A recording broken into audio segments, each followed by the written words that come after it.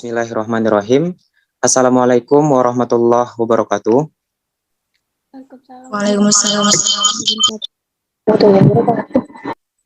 Alhamdulillah wa syukurillah wassalatu wassalamu ala rasulillah. Bersyukur kita kepada Allah Subhanahu wa taala yang telah melimpahkan rahmat serta karunia-Nya kepada kita semua sehingga kita dapat melaksanakan perkuliahan pada kesempatan ini. Kemudian salawat beserta salam semoga tetap tersampaikan kepada baginda Rasulullah Sallallahu Alaihi Wasallam dengan melafazkan Allahumma shalli ala sayyidina Muhammad wa ala ali Muhammad.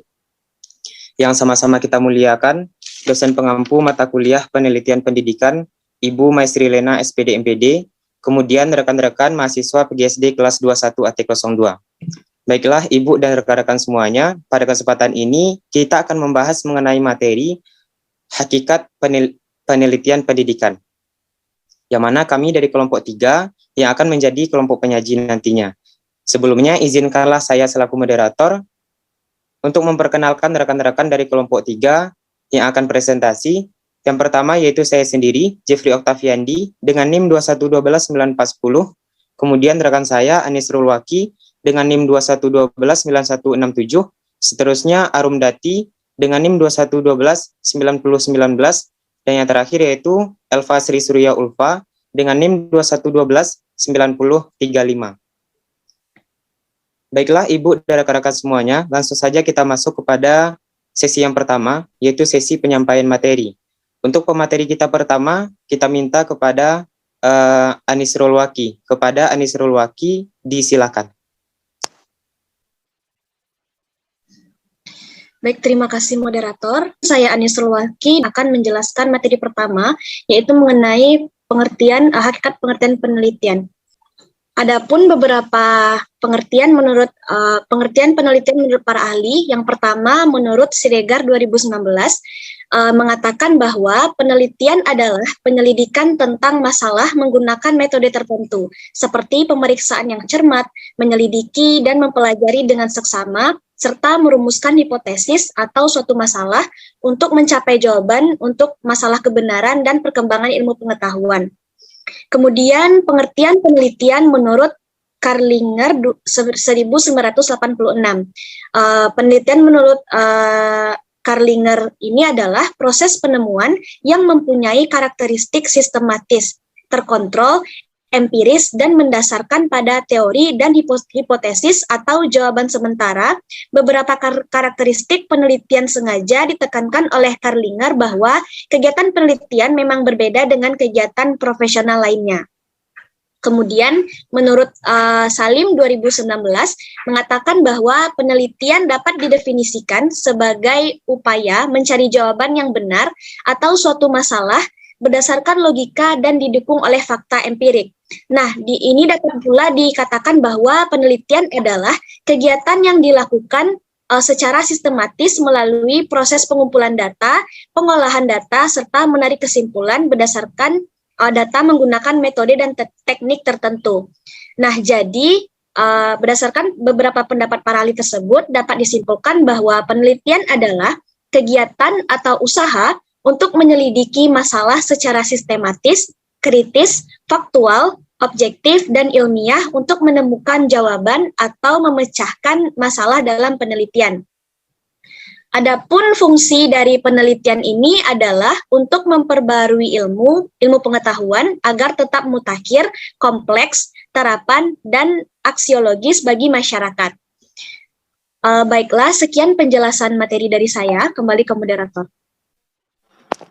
Terima kasih diucapkan kepada Anis Rulwaki yang telah menjelaskan mengenai pengertian penelitian. Selanjutnya kita masuk kepada pengertian penelitian pendidikan yang akan dijelaskan oleh rekan saya, yaitu Arum Dati. Kepada Arum Dati, disilakan. Baik, terima kasih sebelumnya moderator. Selanjutnya saya akan menjelaskan mengenai pengertian penelitian pendidikan. Menurut Jamal Makmur Asmani tahun 2011, penelitian pendidikan ialah suatu proses atau kegiatan yang dilakukan secara sistematis, logis, dan terencana untuk mengumpulkan, mengolah, menganalisis, dan menyimpulkan data. Sedangkan menurut Arif Furqan tahun 2007, Ia menyatakan bahwa penelitian pendidikan sebagai cara yang digunakan orang untuk mendapatkan informasi yang berguna dan dapat dipertanggungjawabkan. Dan yang terakhir, menurut Zainal Arifin tahun 2012, menyatakan bahwa penelitian pendidikan merupakan penelitian yang memiliki karakteristik. Berdasarkan beberapa pendapat di atas, maka penelitian pendidikan dapat diartikan sebagai suatu proses sistematis untuk memperoleh pengetahuan dan memecahkan masalah pendidikan melalui metode ilmiah, baik dalam mengumpulkan maupun menganalisis data, serta membuat generalisasi berdasarkan interpretasi data. Baiklah, sekian penjelasan materi dari saya. Kembali ke moderator. Terima kasih diucapkan kepada Arumdati yang telah menjelaskan mengenai pengertian penelitian pendidikan. Selanjutnya yaitu pengertian metode ilmiah yang akan dijelaskan oleh Elva Sri Surya Ulfa. Kepada Elva Sri Surya Ulfa, disilakan. Baik, terima kasih moderator. Saya akan menjelaskan mengenai pengertian metode ilmiah. Istilah metode berasal dari bahasa Yunani, yaitu kata meta dan hodos, yang mana meta berarti menuju, melalui, mengikuti, sesudah, dan sedangkan hodos memiliki arti jalan, cara, atau arah. Adapun menurut Surajio 2007 mengatakan bahwa metode adalah cara atau prosedur untuk mengetahui sesuatu yang ditempuh dengan langkah sistematis.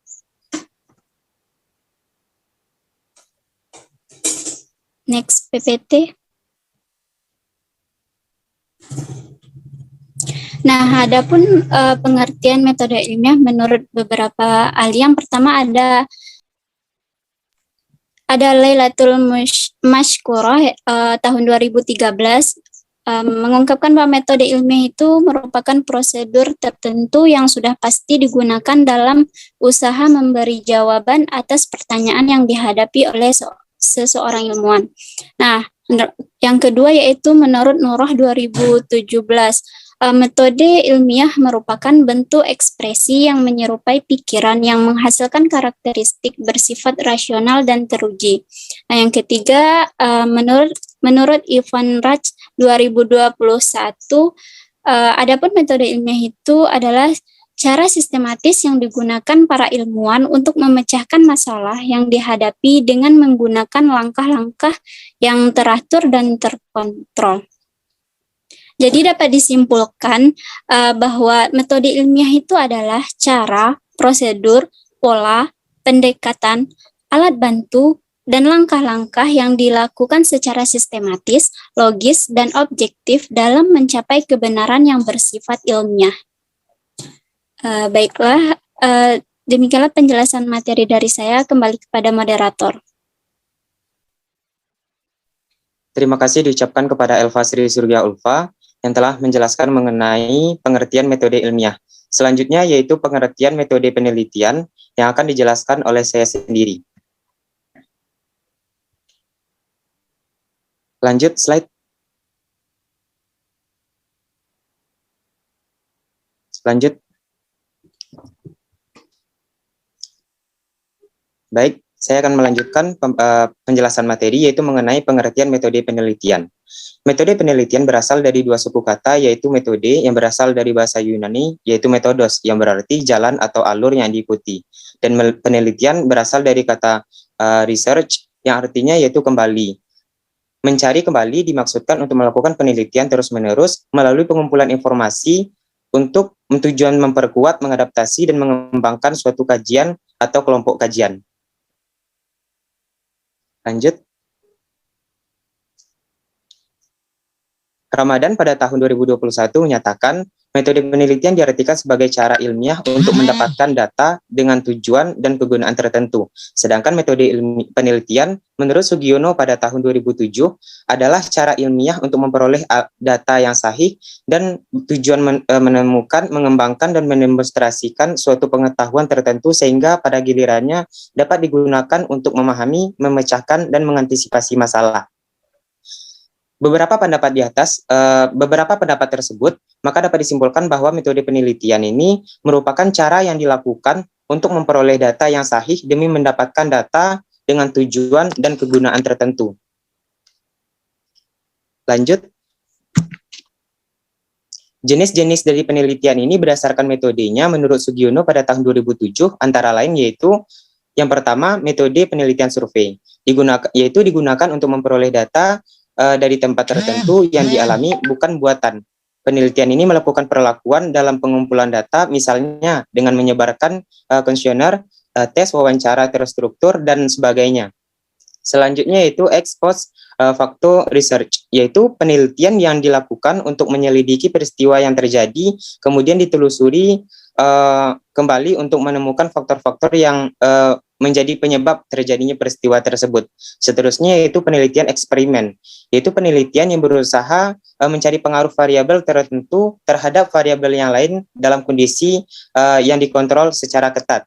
Selanjutnya yaitu penelitian naturalistik. Penelitian ini sering disebut dengan penelitian kualitatif, yaitu metode penelitian yang digunakan untuk menyelidiki kondisi objek yang dialami berlawanan dengan eksperimen di mana penelitian sebagai instrumen utamanya.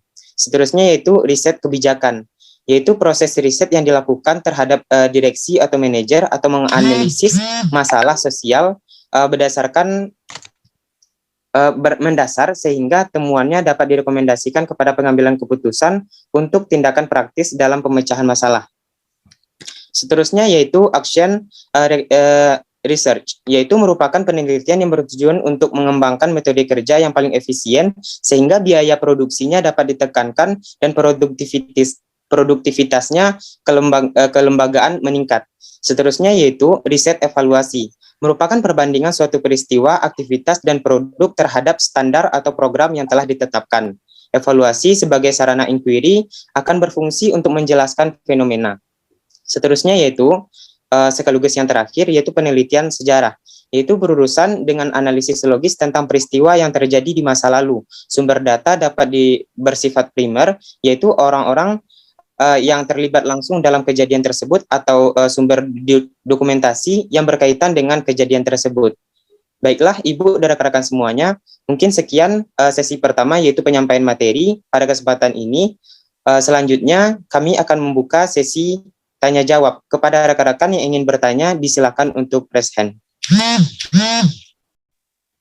Baik, mungkin langsung saja disilakan kepada Ulfatul Fadilah untuk menyampaikan pertanyaannya. Assalamualaikum warahmatullahi wabarakatuh. Perkenalkan, nama saya Ulfatul Fadilah dengan NIM 211295527. Baiklah, saya di sini akan mengajukan pertanyaan, yaitu mengapa dalam suatu penelitian perlu mengandalkan referensi baik, itu teori dan hasil penelitian sebelumnya jelaskan. Sekian pertanyaan dari saya. Wassalamualaikum warahmatullahi wabarakatuh. Terima kasih diucapkan kepada Ulfatul Fadilah atas pertanyaannya. Kepada rekan-rekan yang bertanya, diharapkan untuk mengetikkan ulang pertanyaannya di kolom chat. Selanjutnya disilakan kepada Muhammad Irzam untuk menyampaikan pertanyaannya. Baik, sebelumnya saya ucapkan terima kasih kepada moderator yang telah memberikan saya kesempatan untuk bertanya. Perkenalkan, nama saya Muhammad Irzam, NIM 2112955 dari kelompok 4. Baik, saya ingin bertanya, apa persoalan mendasar dan yang menjadi bagian penting dalam suatu penelitian? Sekian terima kasih, saya akan berikan pada moderator. Terima kasih diucapkan kepada Irzam atas pertanyaannya. Selanjutnya disilakan kepada Amelia Andini untuk menyampaikan pertanyaannya. Baik, terima kasih moderator. Perkenalkan, nama saya Amelia Andini, NIM 2112905. Pertanyaan saya, karakteristik apa saja yang harus dipenuhi dari sebuah penelitian agar penelitian tersebut menjadi penelitian yang baik? Sekian, kembali ke moderator. Terima kasih diucapkan kepada Amelia Andini atas pertanyaannya. Selanjutnya, disilakan kepada Putri Khairani untuk menyampaikan pertanyaannya.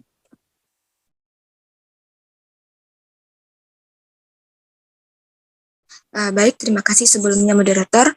Assalamualaikum warahmatullahi wabarakatuh. Perkenalkan, nama saya Putri Khairani dengan NIM 211292279. Ingin bertanya, hal apa saja yang perlu diperhatikan dalam memilih metode penelitian yang sesuai dalam melakukan penelitian. Mungkin sekian pertanyaan dari saya, kembali kepada moderator. Terima kasih diucapkan kepada Putri Khairani atas pertanyaannya. Baiklah, Ibu dan rekan-rekan semuanya, sepertinya tidak ada lagi yang ingin bertanya.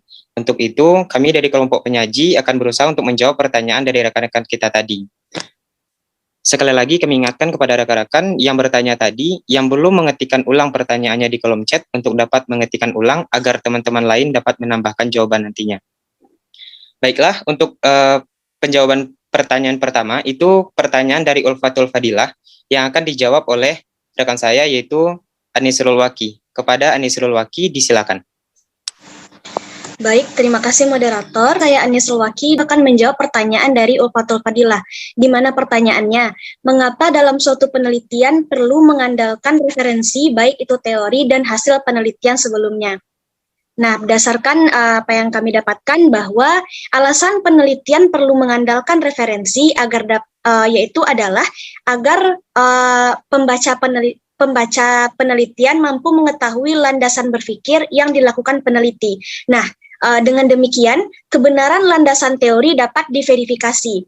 Hal ini sesuai dengan salah satu sifat ilmu pengetahuan, yakni dapat diperiksa kembali namun tetap menyajikan hasil yang sama. Mungkin sekian jawaban dari saya, kembali ke moderator.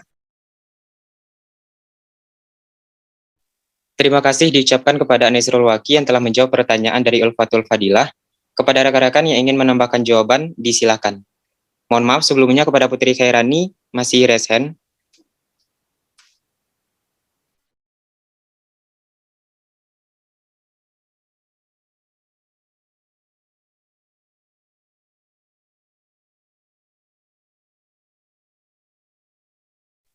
Baik, sepertinya tidak ada penambahan jawaban. Kita lanjut kepada pertanyaan selanjutnya, yaitu pertanyaan dari Amelia Andini yang akan dijawab oleh Arumdati. Kepada Arumdati, disilakan. Baik, terima kasih moderator. Baiklah, saya akan menjawab pertanyaan dari Amelia Andini. Pertanyaannya adalah karakteristik apa saja yang harus dipenuhi dari sebuah penelitian agar penelitian tersebut menjadi penelitian yang baik. Ada beberapa karakteristik penelitian yang baik dan benar. Yang pertama yaitu objektivitas, yang mana penelitian harus memiliki objektivitas yang dicapai melalui keterbukaan, terhindar dari bias atau subjektivitas. Dalam prosedurnya, penelitian menggunakan teknik pengumpulan dan analisis data, serta menunjukkan kualitas data yang dihasilkan dari prosedur yang digunakan. Yang kedua yaitu jelas dan fokus. Jelas dan fokus menjadi tahapan awal karakter penelitian baik. Masalah yang diteliti haruslah betul-betul sebagai masalah, sehingga data yang terkumpul dalam penelitian itu dapat digunakan untuk pemecahan masalah. Dengan rumusan masalah dan tujuan penelitian yang benar dan jelas, sehingga penelitian akan lebih terarah dan fokus, efisien serta efektif. Yang ketiga yaitu prosedur penelitian yang rinci. Prosedur penelitian harus jelas, terperinci, dan dijabarkan, sehingga bukan hanya peneliti saja yang memahaminya, akan tetapi harus dipahami juga oleh orang lain yang membacanya. Yang keempat yaitu prosedur harus teliti. Prosedur dalam rancangan penelitian harus dibuat secara teliti dan hati-hati, agar nantinya penelitian kita menjadi penelitian yang benar-benar valid. Valid maksudnya sesuai antara data dan fakta, sementara data yang dimaksud adalah teori-teori yang mendukung penelitian, dokumen maupun kuesioner. Intinya dalam meneliti mau tidak mau kita harus mengedepankan prosedurnya jelas dan teliti. Yang kelima yaitu laporan lengkap dan sistematis. Laporan penelitian harus lengkap dan disusun secara kapan yang dimaksud mencakup teori yang mendukung penelitian, sumber data baik pustaka maupun lapangan. Dalam menyusun laporan penelitian, laporan yang sistematis menjadi nilai tersendiri dan tentunya akan diistimewakan. Yang keenam yaitu analisis tepat. Analisis yang digunakan harus tepat. Dalam penelitian, ada baiknya sebelum menemukan masalah dan membuat judul, kita harus membuat rencana yang baik tentang desain penelitian kita. Yang ketujuh, yaitu kesimpulan dan saran dari sumber, bukan pribadi. Setiap kesimpulan dan saran yang diberikan harus didukung oleh data yang diperoleh dari penelitian. Kesimpulan dan saran yang dituliskan bukanlah pendapat pribadi semata. Boleh mengajukan pendapat, namun hal tersebut hanya sekedar saran tambahan. Dan yang terakhir, yaitu peneliti berintegritas. Poin inilah yang paling penting. Integritas merupakan perpaduan dari semua poin di atas. Seorang peneliti yang berintegritas tentunya akan sangat ditunggu-tunggu dari hasil penelitiannya. Baiklah, sekian jawaban dari saya mengenai pertanyaan dari Amelia Andini. Sekian, kembali ke moderator. Terima kasih diucapkan kepada Arumdati yang telah menjawab pertanyaan dari Amelia Andini. Kepada rekan-rekan yang ingin menambahkan jawaban, disilakan. Izin menambahkan jawaban, moderator. Disilakan kepada Ainul Mardiah. Baiklah, saya Ainul Mardiah dengan NIM 21129159 akan menambahkan jawaban dari Amelia Andini. Pertanyaannya, karakteristik apa saja yang harus dipenuhi dari sebuah penelitian agar penelitian tersebut menjadi penelitian yang baik? Ada beberapa karakteristik penting yang harus dipenuhi agar sebuah penelitian dianggap sebagai penelitian yang baik. Di antaranya yang pertama, relevan. Penelitian ini harus memiliki relevansi dengan masalah yang ingin dipecahkan atau topik yang ingin diteliti. Penelitian yang relevan akan memberikan kontribusi yang signifikan bagi bidang yang diteliti. Yang kedua, valid. Penelitian harus memenuhi standar ilmiah yang ketat dan didasarkan pada metodologi yang tepat dan valid. Metode yang digunakan harus dapat dipercaya dan dapat diulang untuk memverifikasi hasil penelitian. Yang ketiga, akurat. Kesalahan dalam pengambilan data atau analisis dapat menghasilkan hasil yang salah. Maka pengambilan sampel harus dilakukan dengan benar dan data harus dianalisis dengan tepat. Yang keempat, kredibel. Hasil penelitian harus dapat dipertanggungjawabkan dan dapat dipercaya oleh publik. Yang kelima, jelas dan sistematis. Penelitian harus disusun dengan cara yang jelas dan sistematis sehingga mudah dipahami oleh pembaca. Inovatif. Penelitian yang inovatif akan menarik perhatian dan dapat membuka jalan bagi penelitian lebih lanjut di masa depan. Yang ketujuh, ada etis. Penelitian harus dilakukan dengan cara yang etis dan menghormati hak-hak subjek penelitian. Penelitian harus memenuhi standar etika penelitian yang telah ditetapkan dan diakui secara internasional. Sekian penambahan jawaban dari saya, kembali ke Pak. Terima kasih diucapkan kepada Ainul Mardiah atas penambahan jawabannya. Selanjutnya, pertanyaan dari Irzam yang akan dijawab oleh rekan saya, Elva Sri Surya Ulfa. Kepada Elva, disilakan. Baik, terima kasih moderator. Sebelumnya saya akan mencoba menjawab pertanyaan dari Muhammad Irzam, yang mana pertanyaannya, apa persoalan mendasar dan yang menjadi bagian penting dalam suatu penelitian? Nah, salah satu persoalan mendasar dan menjadi bagian penting yang tak terpisahkan dalam penelitian adalah rumusan pertanyaan penelitian. Nah, karena kualitas penelitian salah satunya sangat ditentukan oleh bobot atau kualitas pertanyaan yang diajukan. Salah satu syarat penelitian yang baik adalah memberikan nilai guna baik secara teoretik maupun teoretis.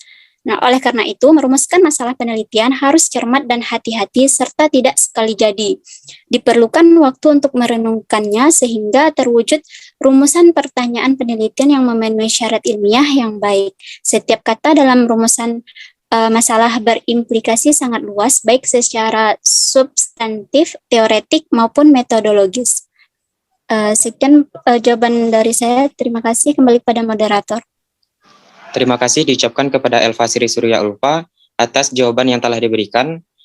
Ibu dan rekan-rekan semuanya, karena kita keterbatasan waktu, maka untuk pertanyaan Putri Khairani dan lanjutan diskusi kita lanjutkan di forum diskusi e-learning. Untuk itu, saya selaku moderator mewakili rekan-rekan dari kelompok 3 Mohon maaf jika terdapat kesalahan. Terima kasih atas segala partisipasi dari rekan-rekan semuanya. Kami akhiri dengan wabillahi taufiq wal hidayah. Wassalamualaikum warahmatullahi wabarakatuh.